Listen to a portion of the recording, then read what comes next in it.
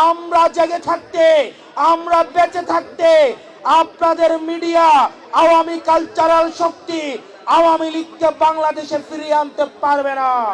কিন্তু আওয়ামী লীগের বিপক্ষে আমরা সবাই একসাথে লড়াই করে যাব।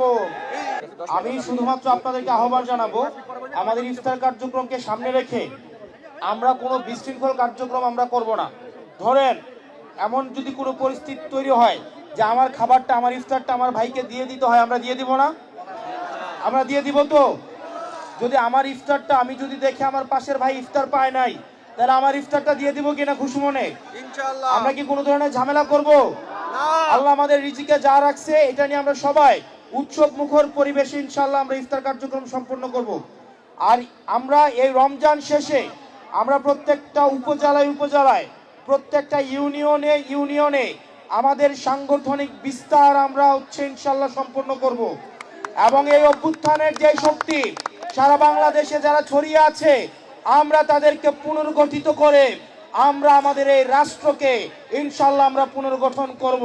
আমরা দেখতে পাচ্ছি কথিত ফ্যাসিস্ট শক্তিকে বিভিন্ন আওয়ামী লীগ কালচারাল বিভিন্ন শক্তি, বিভিন্ন মিডিয়া তাদেরকে রিভাইভ করার চেষ্টা করছে। আমাদের এই তরুণ প্রজন্ম যতদিন বাংলাদেশের বিভিন্ন পথে প্রান্তরে গ্রামে গঞ্জে ছড়িয়ে আছে, এই জুলাইয়ের রক্তের স্মৃতি নিয়ে যারা বিভিন্ন পথে প্রান্তরে ছড়িয়ে আছে, আমরা জেগে থাকতে, আমরা বেঁচে থাকতে আপনাদের মিডিয়া, আওয়ামী কালচারাল শক্তি আওয়ামী লীগকে বাংলাদেশে ফিরিয়ে আনতে পারবে না। আমাদের ফেসিবাদের বিপক্ষের শক্তিগুলোর মধ্যে মতপার্থক্য থাকবে, পলিসি নিয়ে ডিসকাশন থাকবে, কিন্তু আওয়ামী লীগের বিপক্ষে আমরা সবাই একসাথে লড়াই করে যাব। প্রিয় খুলনাবাসী, আপনারা ভালো থাকবেন, সুস্থ থাকবেন। আসসালামু আলাইকুম ওয়া রাহমাতুল্লাহি ওয়া বারাকাতুহু।